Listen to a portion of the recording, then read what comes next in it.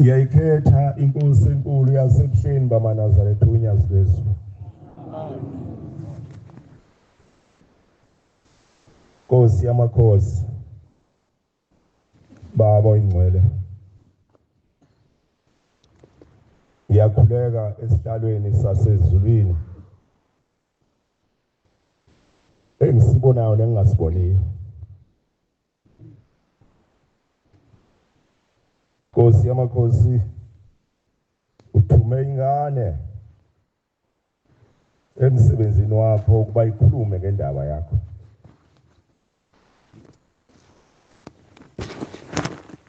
Ngicela inkonzo Baba kuwe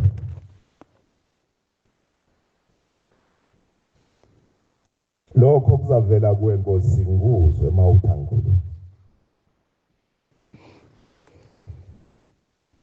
Nkosi yezulu nomhlaba, leli bandla lakho sinamakhosi nanga phambi kwethu. Sinabefundisi, nabavangeli, nabashumayeli, nabakhokheli, nebandla lonke elingcwele loNyazi lwezulu.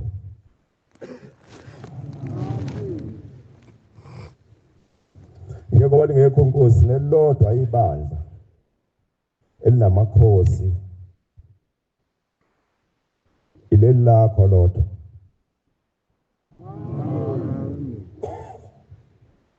Ngiyacela ke Nkosi yamakhosi ukususe ukucabanga kwami kusalo kwakho. Kusale lokho futhi Nkosi ufuna ngokudlulisele kubantwana basezulwini. Amen. Kodwa Nkosi siswele imilomo yokukubonga ngokufika ezweni lakithi.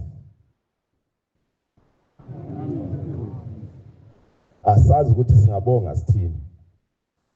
Ukube siyakwazi ukubonga nokwenamisa bekusifanele ukuthi sikwenamise ngemizuzu nezikhathi. Amen. Makukhona ihibe khona bekufanele iphele namhla ngokufika kwenkosi yokuthula. Amen. Phakathi komuzi wayo. Ngicela ukumisa isibindi ngokuvuma ingoma. Ekhulu namashumi amahlanu nesithupha.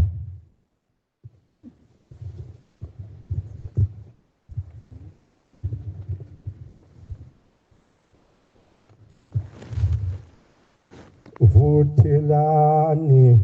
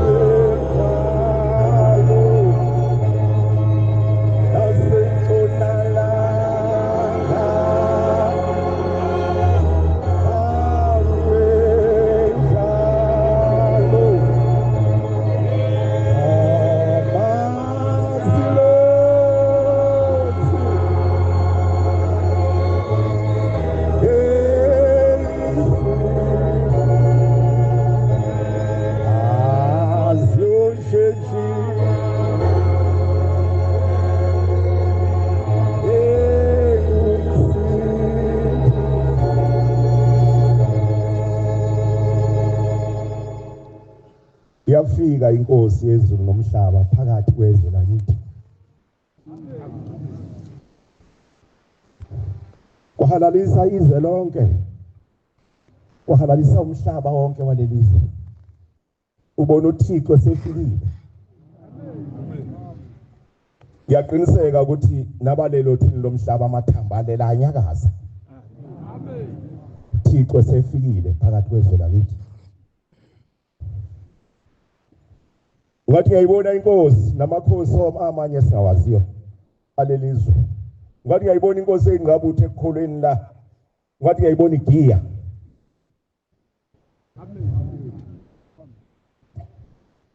Bantwana benkosi, ngiyacela nje ukungena emlandweni walelizwe. Nobukhona bukaNkulunkulu azabe khona nje enabe kulelizwe ukuthi kwenzeka kanjani. Amen. Bantwana benkosi,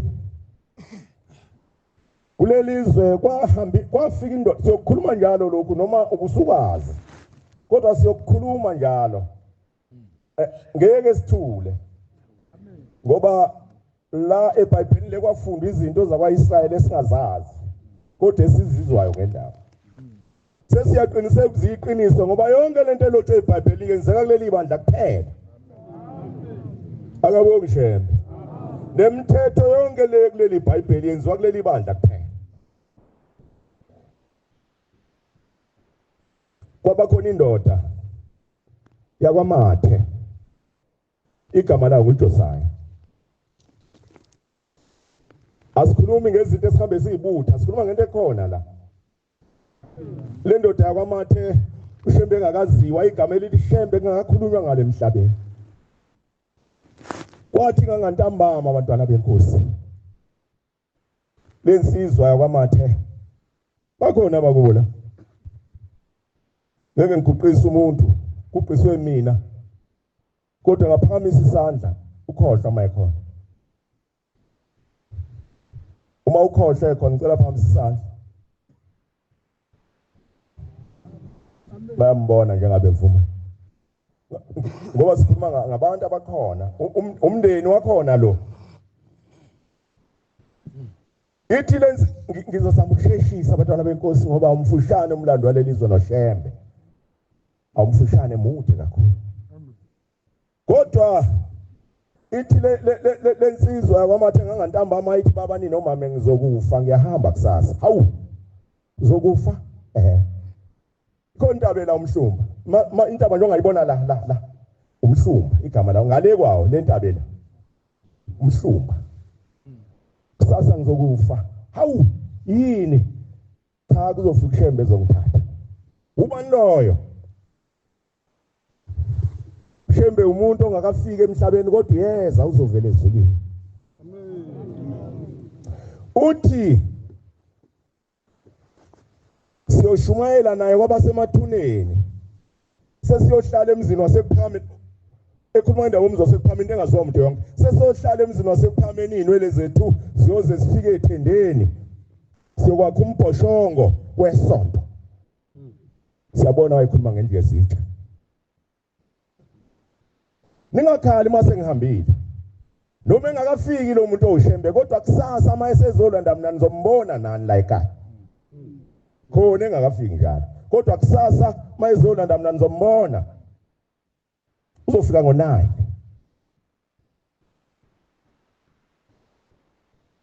Kuthi ngivuma ingoma yenkosi yakwazondehleka.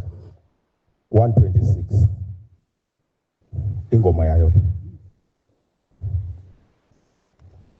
Hawu Nkosi siphukhora Shembe ingcwele.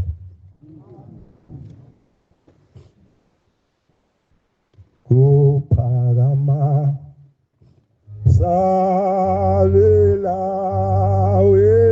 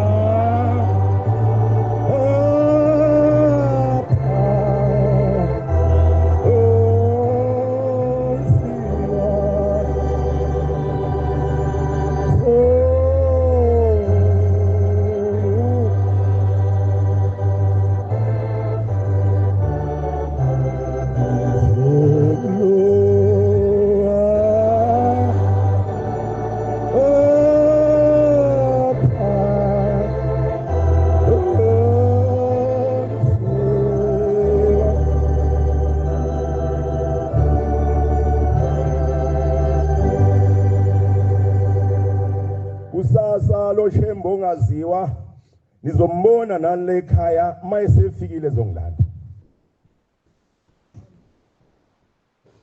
Uyothi mayesefikile niyombona ngokuthi ofika aqokise amadoda ingubo ezimhlophe. Le ntombi namakhosikazi wagqokisa ingubo ezimhlophe. Uyothi mayesefikile agqugquzela abantu ukuthi ababuyele emabheshwini bebuyele eqhulweni nasedwabeni amakhosikazi. Mayesefikile ufika atshela abantu bengawudla umuthi bengaphuza utshwala bengawubhema ugwayi. Niyombona ngalokho mayesefikile. Lo muntu baba nini omame njenganikholwa nge-American Board kothi mayesefikile nilishiye leli bandla nilandele yena ngokuvela ezulwini. Niphume nitshela amabandla onke asemhlabeni ukuthi awashiya amabandla awalandele lo muntu ngoba yena uvela ezulwini. Lakusasa ngo-5 to 9 laqhamuka ifu liza liqhamuka ngapha ngasempumalanga leza ligitshelwa amaNazaretha aqala ukubonakala amaNazaretha kulelizwe bakhonzi eza ngefe gibele efini ehamba nogagana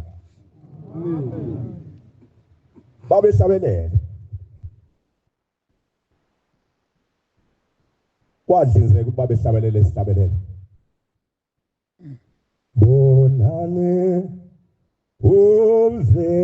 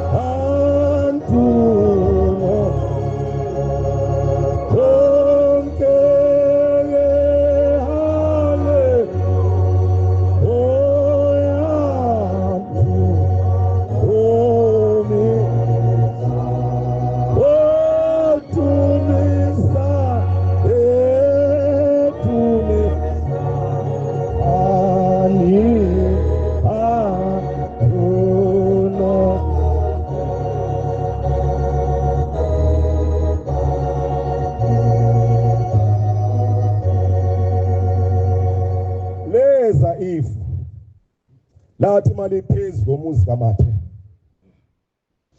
ababe phandle babaleka bengena endlini bebona isimangaliso abasendlini baphumela phandle bezikhathelwa phezulu nje basibona isimanga babaleka bangena ezindlini kuqala ukufika ushembe emoyeni kulelizwe akalithanda bafowethu lathandwa lelizwe amen lathandwa lelizwe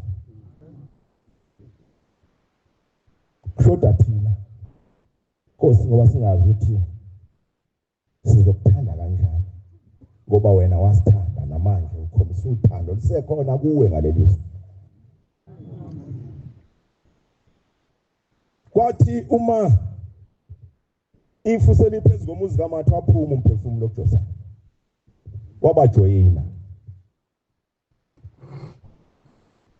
ngicela ukushiya la maNazaretha ngingaze ngifike kutheni kwahamba isikhathi bagcina sebezwa abakubo ukuthi ikhona into ethi shembe emva kwesikhathi khona into eshembe bathatha kungakhona amoto kwakusagitshelwe itimela njalo angazi behlapha uma bebeze behle emzinyathi ngeenyawo angazi behlapha kodwa ithi inkulumo kwathi uma bese emzinyathi ugagane libuthi sile emzini wasephameni lwathumela ukuthi kukhona abantu abasikezweni ekude emathunini abezayo bayakhuphuka ngale bahlangabezeni ngoba bathwele imithwalo. Wathi uma lusho njalo lo sithi kukhona okhona phakathi kwethu engingamboniyo nojabule kakhulu ngokuza kwakho. Kaza bami bajabule. Ngokukhona bami. Kazi abakho bajabule. Konke ngikwenza kuyanconywa yini? Yibo abakithi. Kazi wena okwenzayo la kuleli sonto abakini bakuncoma yini? Ngoba kuleli sonto siyesizwe futhi siyazi sesibonile. Mawuphambana nalo like laphambana nawe siyanqamuka izinsuku zakho zokuphila emhlabeni. Umuntu udaliwe ukuthi uyafa, amayezelo umuntu uyafa. Kodwa mawuphambana nalo izinsuku zakho ziyanqamuka emhlabeni. Leli sonto akuphanjanwa nalo ngoba alona isonto lasemhlabeni, isonto lasezulwini. Amen. Alifani nalutho. Akho lutho olufana nale nkonzo ngoba yona yodwa eyasezulwini, yodwa futhi ehlezulwini. Bantwana benkosi wahamba isikhathi kwase kufika umfundisi kulelizwe. Umfundisi umfundisi kaShem. Futhi wafika la kulelizwe sashumayela indaba kaShem.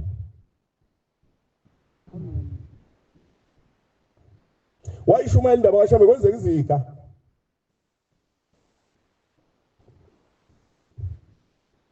Niyathi umfundisi bantwana. Umnqayi. Bakhona abancane.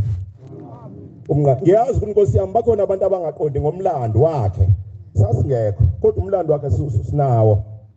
Umfundisi umnqayi ingane eyayisiyagula yehlula yonke into ekhona emhlabeni kodwa wathi mhla kufika uphungelihle. Awu Nkosi. Zonke lezi zizwe nabantu abala beziphunga lakho njengabeni. Ngaphandle kwakho akho lutho. Kodwa beziphunga lakho. Baseza kodwa bezwa iphunga lakho. Iphunga elingekho ndawo emhlabeni elikuwe wedwa. Amakhosi ethu ahlezi la nje ngoba eziphunga lakho. Wathi Nkosi engayokulandela lokhu ukukholwa ubukhosi baye boyihlupha futhi bophela. Ushemba kakhulu mamanga. Akakhuluma iphuthu Shemba. Amakhosi ethu njengalamvuma uShemba ukuthi Inkosi yasezulwini. uShembe wavunywa inkosi yalelizwe bantwana benkosi kuyokuthi njalo makasikhulume ngayo kufike inyembezi Pascal lathandwa lelizwe bafowethu uthema efika eshumayela umfundisi umnqaye shumela indaba kaShembe njengoba kwathi lapha esihla yonke into kwathi malifika ugagane lungene emzini wakubo malicela amanzi bangena ngaphakathi bathi abakuba unganaki khona umntwana lapho sehlula yonke into kodwa wathi ephuma eminyango waphuma esephuma naye sekungena umoya ingcwele amen waphuma esephuma naye sephilile uma esephilile indoda yasezulwini ihamba ithatha uhambo lwayo elisukele kube ezulwini uthi uyise uJakob cha mpuka uNkulunkulu ngoba wena uthi awuthola ndawo lo mntwana bese ehle yonke into ngicela umthatha uhambe naye uyovakasha ekhaya mhla ethandile ngiyojabula manje ngimthole ephila ekuwe akabongi Shembe wahlala lo mntwana wakhula wamuhle ekukholweni wakhula ekukholweni wawulinda umoya kaShembe lo lindwayo abanawo abesabi akabongi Shembe ngoba bayazi ukuthi baphethe into enkulu le yehlezweni yazohlala nabantu wamnikela kanjalo wahamba naye wakhula lo muntu abanamandla wawomunye wabefundisi ubaba omkhulu akamnikeza amandla kwaba omunye wabefundisi wakwamisa umfula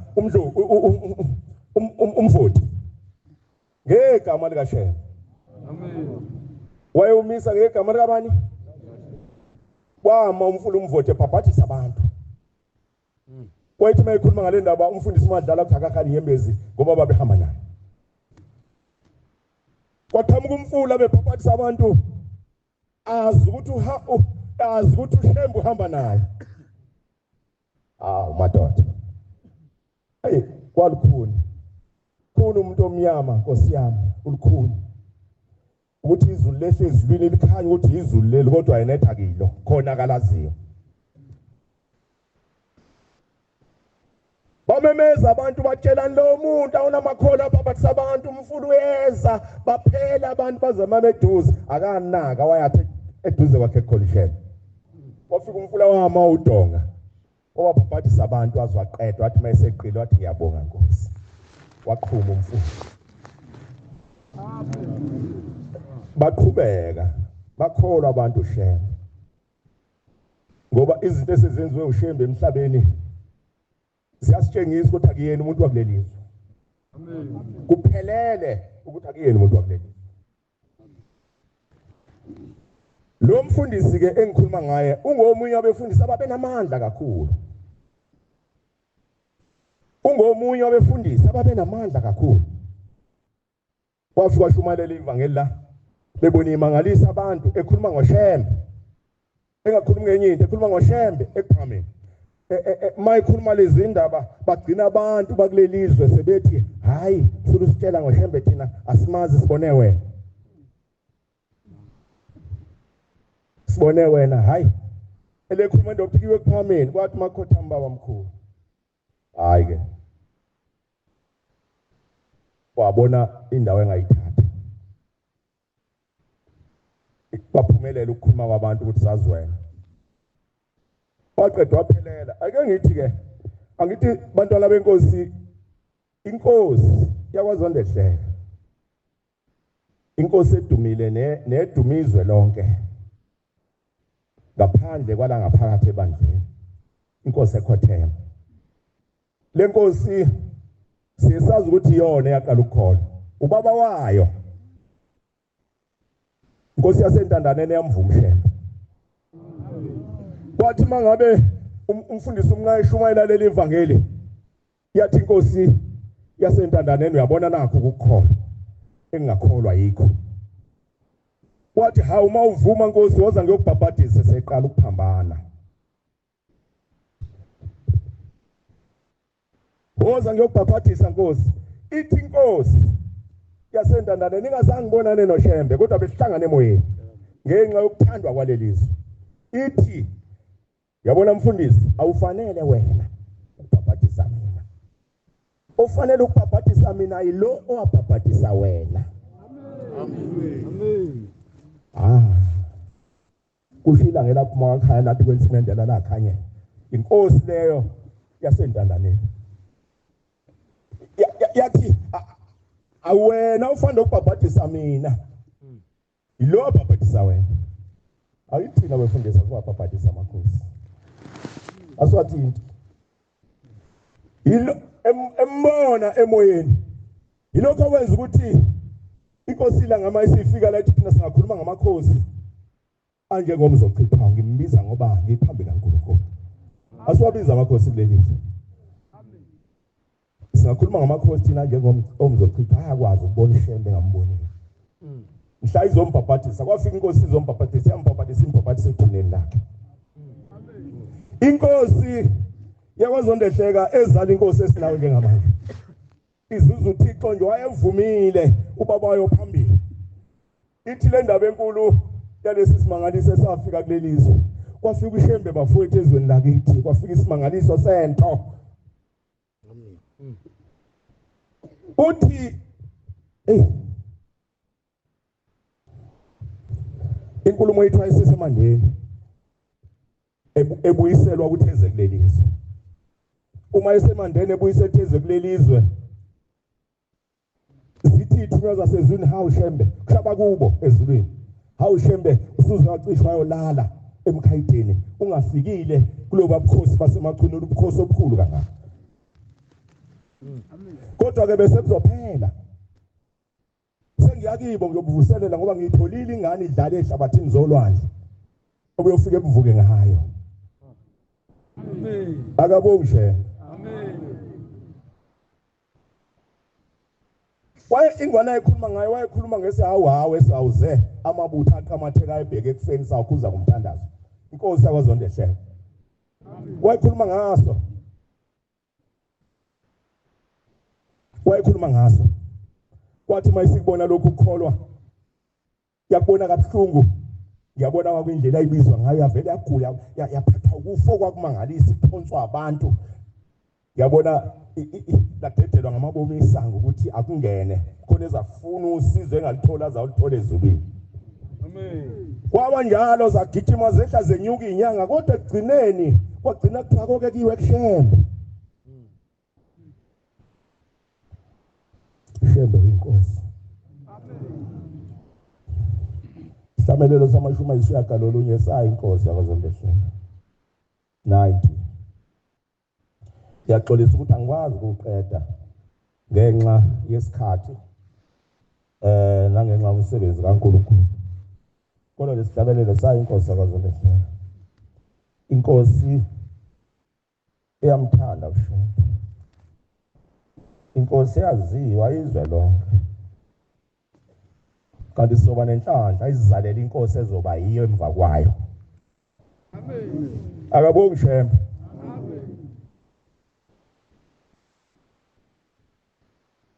Ngicela ukuthatha amavesi amabili inkosi yamakhosi. Isihlabelelo lesenkosi. Tawazondela isihlabelelo zayo lesi. Lesi sihlabelelo ithi kwathi masihlatshelelwa amakhosazana amadala asekuphameni ithi kwezwa ukuthi angihayize njengentombi. Kwathi angihayize kwafika usizo kwathi angikhale ngase ngithi ngiyakholwa namhlanje. Amen. Ufike wethulelizwe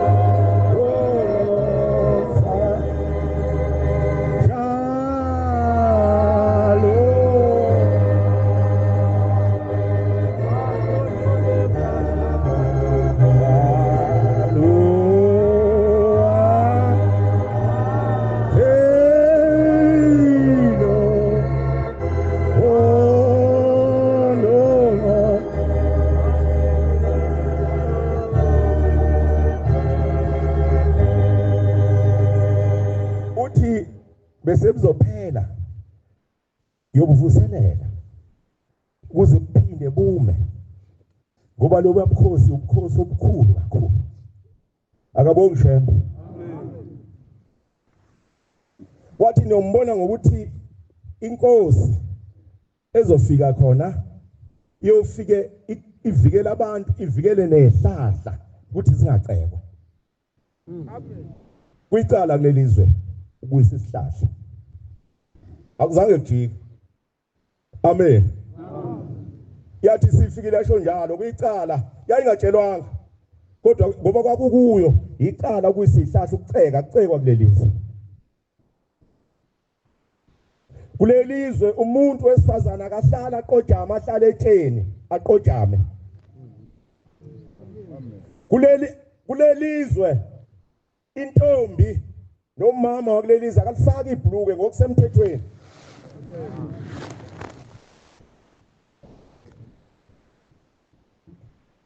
Bakhona abangcwele. Lenkosi kwathi mangabe ikuleso simo engingasichaza sokudunguzela yathi mayifika emzini wasePhameni isiyobika ugula isigijima yakhathala abantu basemhlabeni. Yathi mayokubika ugula kwayo enkosini yafika ihoka lilindele.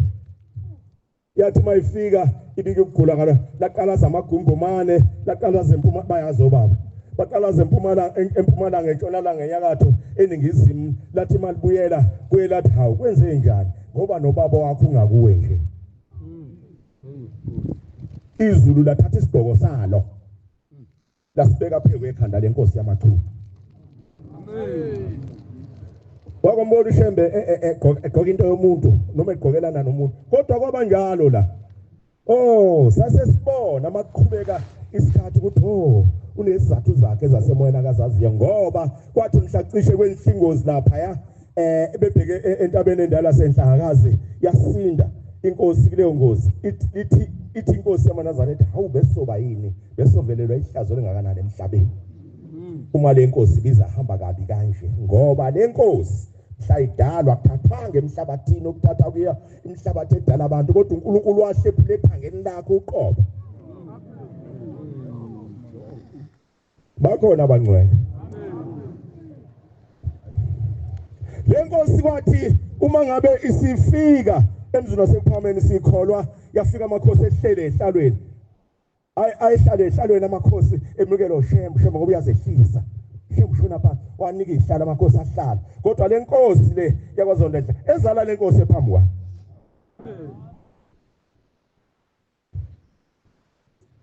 Yanqaba ukuhlala esihlala. Nkosi yakwaZondlela nosungezo. Yenqaba ukuhlala esihlalweni yathi ngeke ngihlale nalo esihlalweni le inkosi yasezulwini mina ngiphethe isizwe esikhulu samachunu ngeke ngihlale nalo. Lo inkosi yasezulwini ngeke ngihlale la esihlalweni. Kwase kuthi ngala amakhosi mayesephuma imemezi uke mayingaliphethe icansi athi ngiphethe icansi likamacungwane. Kwagcina se ayesehla amakhosi onke ahlala phansi. Amen. Akabongi Shembe. Yayishaya yonke lemthetho yafika inkosi esinawo nje awu walithanda izwe uNkulunkulu lelizwe lakithi inkosi yami walithanda le nkosi esinayo yafika yagibela khona lapha athi angishintshe lutho lokhu baba kade kusho kini izolo kumi njalo.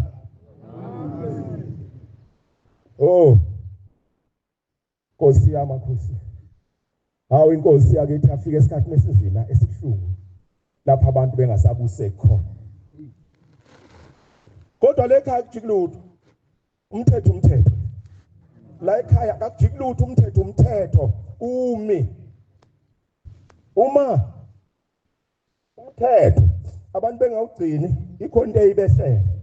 Angifuni ukukhuluma ngawo ufuna kube ngiyabaqhatha noNkulunkulu kodwa khona into eyibehlela abantu umthetho uma bengawugcini. Akakhulumi ngentweni uNkulunkulu uma umthetho ungawugcini akanandaba noma umfundisi uma ungawugcini umthetho noma umvangeli noma umshumayeli akanandaba noma uyinkosi uma ungawugcina umthetho akanandaba uNkulunkulu ngoba umthetho umisiwe. Sibabaza inhlanhla abantwana benkosi esaba nayo ke ngoba kwathi lapha isilapha inkosi mayibuya abuyisa iphila kwajabula induna kwajabula wonke umuntu isiphilile. Amen. Zathi induna uyabona ke indaba ezamanje sekufanele siyofuna inyanga ezoqinisa uqine ngoqina okukhulu manje. Kanti izulu lithe ungaphinde kungene umuthi kwazondehle. Amen. Ngapha thini induna Nkosi sekufanele manje ngoba usuphilile wasiza ushema uthola inyanga sesifuna inyanga eqinile manje ezoqinisa wathi thiwe ngaphinde kungene baza bonke kanye kanye uthi hawu Nkosi phela ubesho nje ukuthi engathi ungaphinde kungene umuthi kanjani ngoba sisazaba nempe ezizweni intele ziyovela intele zikosi hawu Nkosi hawu Nkosi bayilanda bayicindezela inkosi amakhosi ngoba avelele ngoba nabanamanga baye emakhosini waqamba wonke amanga benyundela abanye benzela khona amakhosi ezobazonda bekhuluma yonke ahlupheka amakhosi nasebhadelile unjalo baze baphuma emgodini yengonyama abanye kodwa babe inkanjelwa amanga kodwa baze baphuma emgodini yengonyama amakhosi ahlupheka kakhulu abantu basemhlabeni. Ushembe inkosi. Ushembe ungowasezulwini ngempela. Yakade yangena inyanga izomqinisa kwaqala ngalelo langufa. Yamnyama indlela esibuyela ephameni. Inyanga ezangena zaba ngaphezulu manje kwenyanga ezazibe khona ngaphambili. Imnyama indlela ebhekuphameni kwengayilizwi ebelithe ungaphinde ungene umuthi la kwazondese. Bantwana benkosi ushembe uNkulunkulu. Kwehlwa kwenyuka manje kwalikhuni kwehlwa kwenyuka kwalikhuni kwagcina kuthiwa into esayenza sasiyolahla sibuyele kushembe kwabuyelwa kubuyela.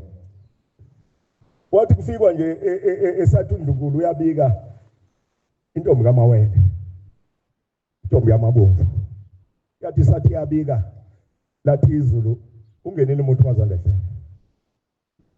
washo cha baba inkosi yethu leyisizwe iselithi izulu cha kulungile kuzofanele ukuthi inkosi ikhethe namhlanje uzokhetha Nkosi iyeqene embili uzokhetha ukufa noma ukhetha ukuba inkosi zimbili izinto ezamaphambi kwakho ukufa noma ukuba inkosi ukhetha wathi ukhetha ukuba inkosi wathi mawukhetha ukuba inkosi ungafaki umuntu kwazondla wathi Nkosi yamakhosi. Amen.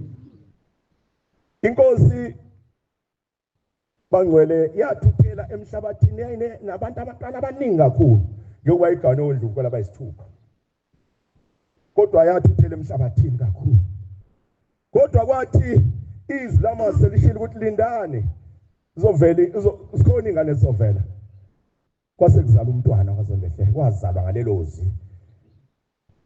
Amen. Ngicela phamsandla mayikhona ngeke ngitaguqa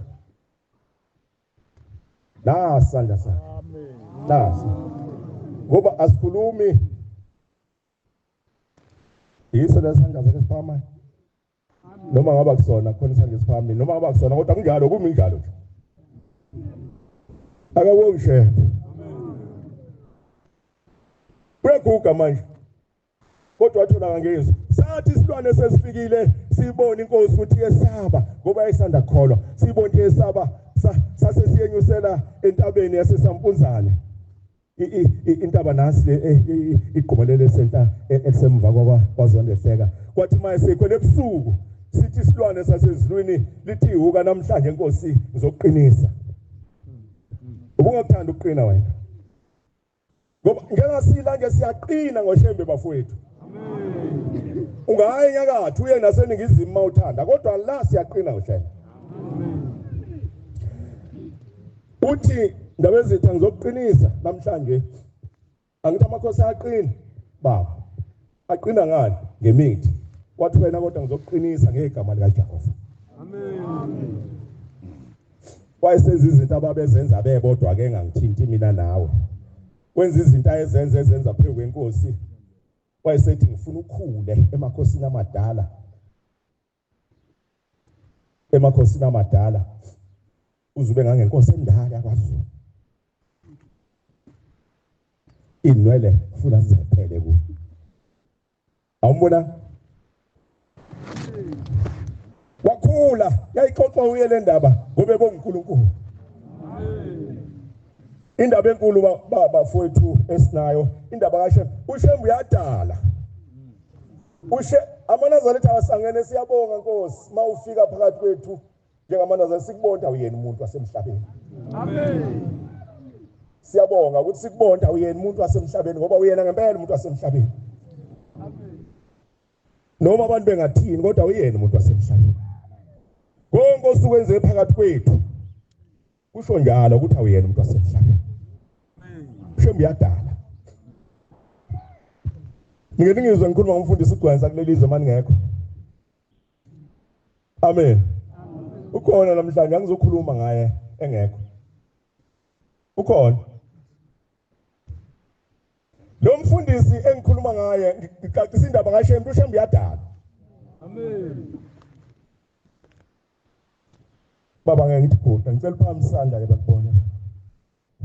Naso kusandla sakhe. Amen. Ikhehla lihle nje kodwa wathi ligugile kodwa ayilihle. Hey, ngeke ngicelele nami Nkosi yami nathi ngaphupha nje ngalo. Yazi ngeke ngishaya noma ngisho kanje. Nkosi ithi indaba esayizwa la ekhaya wathi ubaba wakhe eyocela umntwana. Lafika izulu lathi hayi. Gwenza ingane wena unayo kwasekudala mhla sikudala awunayo ingane. Yasukuma indoda iflathela ifile isifi isibili wathi inethemba ngoba yonke into iyatholakala kuShem. Amen. Kuya ngokuthi kufanele yini. Njengasila nje abaningi abazothwala behambe bethwele imithwalo yakho konke okuhle. Amen. Njengasila khona abazashiya imithwalo yezifo la. Amen. Njengasila khona abantu abahlakaniphile abazaqaqa abantu bakubo abangasekho bephumela sebekhululekile bese kukhuleka nabo. Amen. Lithi izulu kwasedabukeni wena mhla abayezwa abangcwele uthi Shem. Mhla sikudala usho kubaba kaMfundisi mhla sikudala wena awunayo umntwana shona. Wadabuka kakhulu wafisa isibili mayisebuyele emuva ithi inkosi yasezulwini ibuka izibili zakhe ithi hayi buyisani le ndoda. Uma ibuyiswa bakhona abantu la. Amen. Hallelujah. Promisa.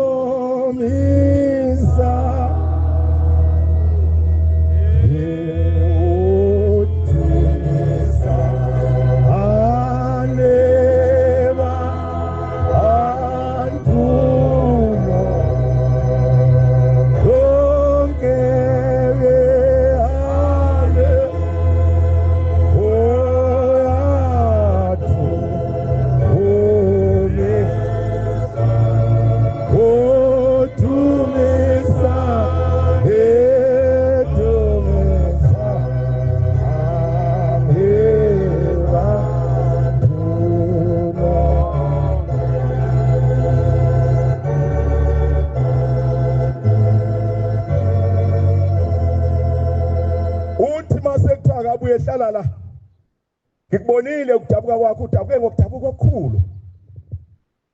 Hlala la ngikudala isibili. Umuntu lo hlala la ngikudala isibili uthi wayesethi uma esemdala isibili wahlala wayesekusuka ke uhambe sekulungile usuzoyithola ingane eyodwa yomfana. Le ngane eyodwa yomfana oyithola iyona yokuzalela isizukulwane isizwe esikhulu. Amen. Ngikhuluma ngomfundisi obephakamisa isandla. Amen. Ngekholwe ukuthi lesizukulwane esingaphezulu ka50. Angithi ngikhuluma ngawo khona. Uzosuma ngiphikise bangiqamba amanga kodwa cha ngoba ngikhuluma iqiniso. Unesizukulwane esingaphezulu ka50 wadalwa ngezwi njoba sengishiya. Umbuzo uthi ke uShembe ubani uma mhlasi kudala uyabona wayengcenye ekudalweni kwakhe kodwa ngoba nakho usudabuke ngaka ngizokudala isibili ushemba ubani awu madoda ukhona yini umuntu la ongafanele ukukholwa ushemba onjani umuntu ongazizwe efanele ukukholwa ushemba umuntu onjani hawu iyakhethwa lenkosi ngoba yehlezulwini izogeza abantu emhlabeni hawu madoda lwathi malingena unyazi lwezulu kuhalaliswa ngakhumbula ukuthi konje kwaIsrael wathi uJesu engena ngetholele mbongo leligibele bahalalisa abantu bathi uyingcwele bendlala nengubo zabo phansi namasundu engena khona kodwa kwaba khona abacanukayo khona lapho wayelindiwe lo muntu iminyaka ngeminyaka kuthiwa ufika kodwa sefikile kwaba khona abacanukayo becanula ukuthi abantu basholanda uyingcwele kuye kanti basho kofanele uthi kuthiwe uyingcwele kuyena yilo muntu kowenza lezi zinto esihlukile kunezabantu emhlabeni angithi abantu la emhlabeni siyadideka wasabantu basemhlabeni umuntu uba uNkulunkulu kanjani angithi uba uNkulunkulu kanjani umuntu kwafika ubaba mkhulu amanazareti uNkulunkulu wawo kwafika uIlanga athi amanazareti uNkulunkulu wawo kwafika inyanga yezulu kwafika uThingi sinonyazi namhlanje amanazareti athi uNkulunkulu kusho abantu basemhlabeni mabe camanga abantu bahlakaniphile kanti ababoni lutho abazilutho futhi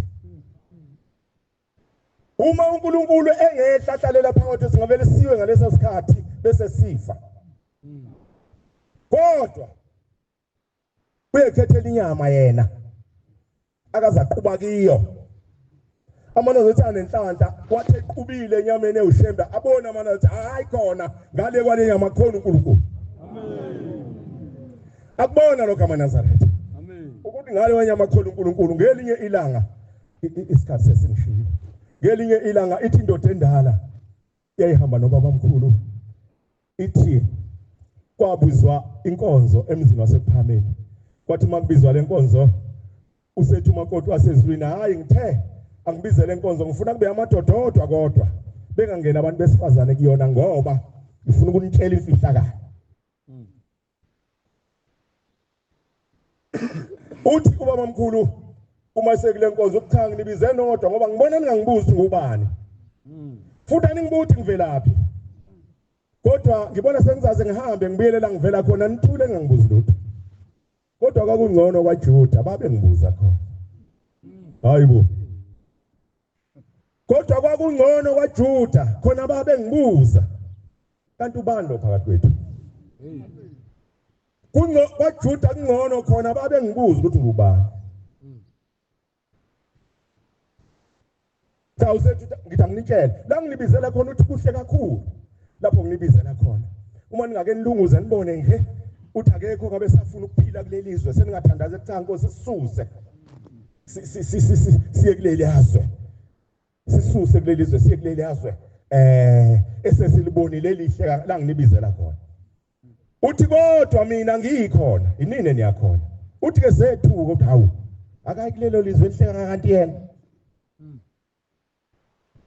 uthi wathi hayi thina uma umoya wethu uphuma enyameni awuyila kuyakhona umoya wabantu simaphezulu emkhathini sisebenze njalo njalo silinde inyama enye mayisekhona inyama ezabakhona afanele uNkulunkulu kwehlela kiyo ukuthi mayesehlile siphinde sehlele kiyo amen akabongi shembe amen siyabonga nyazi bezulu ukuthi noma sinje kodwa Nkosi wehle uzohlala nathi sicela usibekezelele Nkosi ngoba wehla sinje noma kukhona igebengu phakathi kwethu sicela abasezulwini basuse ngendlela yabo bayathi bangasusa kanjani egila yonke imihlola sakhula thina kulelizwe siyinsizwa nje kulelizwe ezazenza noma yini futhi makunesidingo zokuthi senze noma yini kodwa ngafika ushembe into esatshwayo sashona phansi amen sakhula sazi ukuthi uma umuntu engaphambi kwakhe umneweni noma ungambondi noma emayelo ungamhlula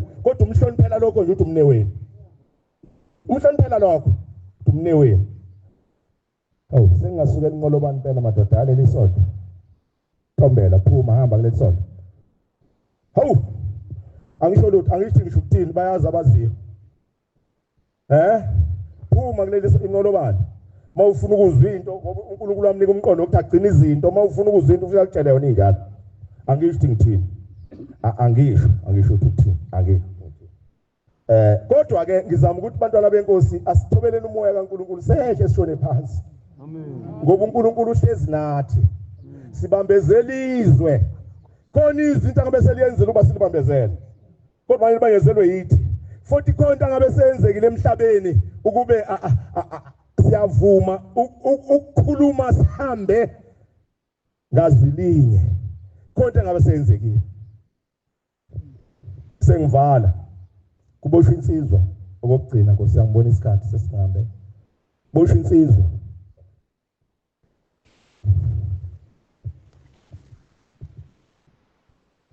yabantshangazi bebesanqunywa abantu mayiboshwe yagwetshwa ke yatshelwa ithi kwakufanele bebulawa ngolwesithathu njengobani igama la kwakufanele ebulawa ngolwesithathu kwathi sekufikile ngalokuthafe ebusuku ngo12 ukuze kube ngakusasa uthi kwase kufika ihwanqa likaNhliziyo inkosi nyanga izulu yathi mayifika yayisithi njengobani uyofa kusasa mntanami wathi yebo uyofa kusasa asethi ihwanqa likaNhliziyo angifuni ufe angifuni nawe amen enqaba namkhosi kushistika samana angifuni nawe angifuni ufe uthi kodwa ungakhohlwa ukubonga ukuthi uNkulunkulu ukwenzeleni ngoba ngizokwenzela into enkulu eyokujabulisa kakhulu kayisinyamalala inkosi yasezulwini ngakusasa amasebenzi abathathu uthi ngakusasa bamenyezwa ngakusasa uthi wamenyezwa yena aqala wathiwa njengoba ntshangase kodwa mase befika phambi kwejaji shembu ufike nini ebusuku ngo12 uthi wafika egqoka isigqoko esimnyama nesudu emnyama engafakile umjevu uthi kodwa mayemenyezwa laselithi ijaji njengoba ntshangase uthi walibuka ngathi liyamangala nalo laze lehlisa ibuku lambuka ngamehlo emvelo labuye labuka la ifunda khona kade kufanele lisayine ukuthi usuyadlula usuya ekufeni kodwa lithi ijaji hawo wena uyaxolelwa kubhalwe la ukuthi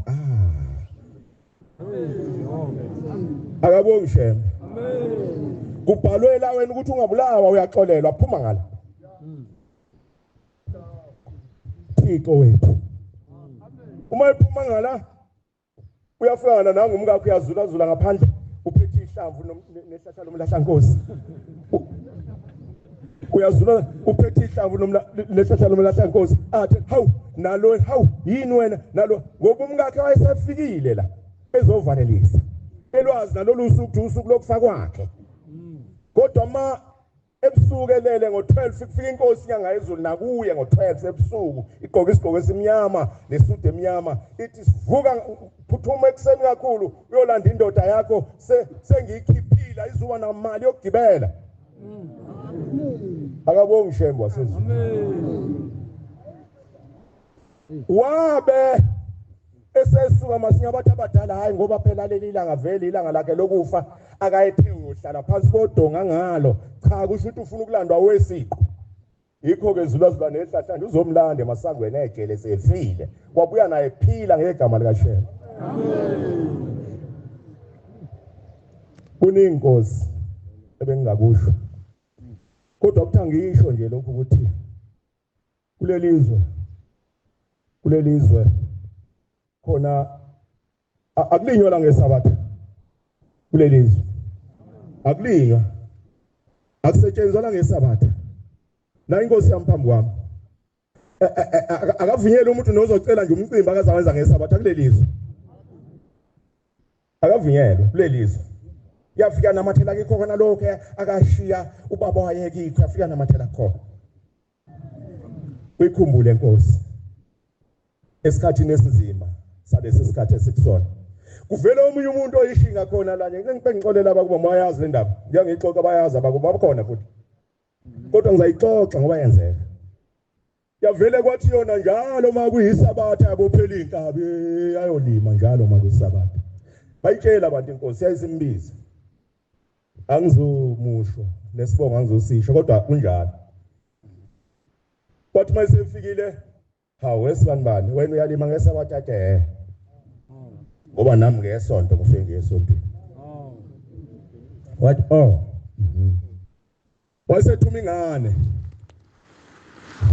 nozungezwa wathuma ingane ukuthi ayilanda iBhayibheli yathi mayibuya neBhayibheli ingane wayesevula uExodus 35 ufunda isikhathi sokufunda sikho Exodus 35 wafunda yena wayesethi cha ke sibanibani angizokuhlawulisa angizukwenza lutho kodwa lokho ebengikusho nengikutshela lelizwe okaNkuluNkulu wayeselivala iBhayibheli wathi hamba angazi waphilisiwe ngakho wahamba njengomunye wogcina la ngaphansi wathi ehlangana namadoda amadala lelizwe lenkolo iqale yabona abantu abadala labantu ababefungile bethi into eyikholwa la emzini kababa dadewethu yoba khona ngifile kwathi mase kufika lenkolo bathi nayi inkolo besho ngoba sekufika inkolo yasezulwini wavukwa umoya wokusutha inkolo yakhe wathi ebona amaNazaretha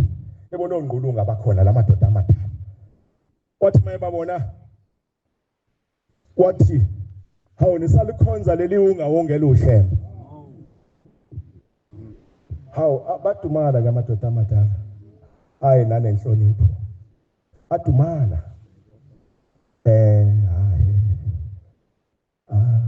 hawu bathi ayasikhonziwa ngawo ngasikhonza uNkulunkulu wathi hayi ayikho lento uyabo kwaku April beya Good Friday bangixolele ngiyazi bakhona laba kubo futhi kodwa iqiniso lengisho kwaku April beya Good Friday wathi ngithi uma ushembe into angingabuyi la ngiyakhona kusho yena kodwa maku Jesu ngithi ngizobuya ngoba ngishumayela la namanje ngiyoshumayela igama lika Jesu bekhathana izinto engakhatheki bakhuluma ngento eyodwa bazama bakhulume ngento embili ngenxa yokuswela ulwazi amen badumala nje kwathi esathi uyashumayela enkonzweni hayi finish akekho ungalibiza negama lakhe ngeke kodwa lesifundo sengasibiza kodwa ngeke kodwa kunjengoba ngisho nje waphela akaphinda ngabakhona nanka amadoda la esetha emhlanganweni emzini wasephameni athi efika yelani memezizwe ngaphakathi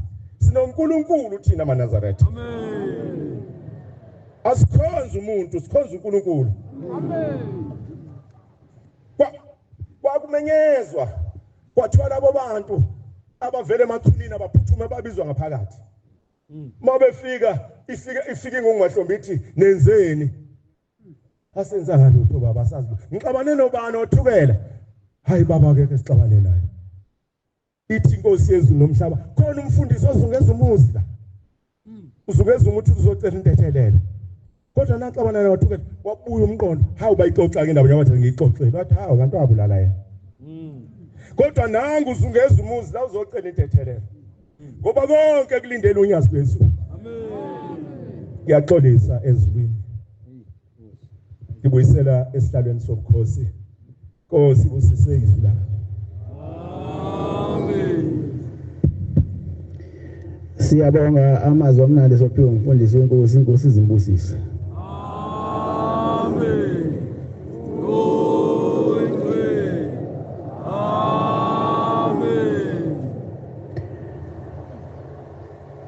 sizovala inkonzo yethu yesabatha lasekuseni ngesihlabelelo sikhulu amashumi amabili nesishiyagalombili 128 sizocela umshumayeli uNtuli yakhona lapha ekhaya sihola isihlabelelo inkosi imbusise amen